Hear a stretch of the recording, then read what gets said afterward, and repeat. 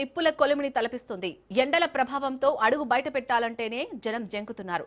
రోజు రోజుకు పెరుగుతున్న ఎండలతో ఉక్కిరిబిక్కిరి అవుతున్నారు. వచ్చే 4 రోజుల పాటు రాష్ట్రంలో భానుడి పగబగలు ఉంటాయని వాతావరణ శాఖ హెచ్చరించింది.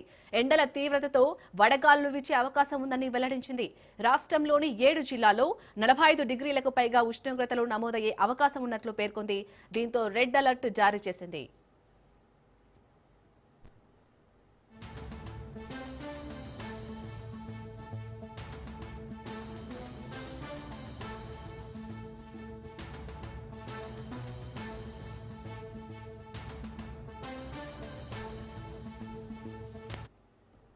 ఆదిలాబాద్, ఆసిఫాబాద్, నిర్మల్, జగిత్యాల, సిరిసిల్ల, మంచిర్యాలకు రెడ్ అలర్ట్ జారీ చేసింది.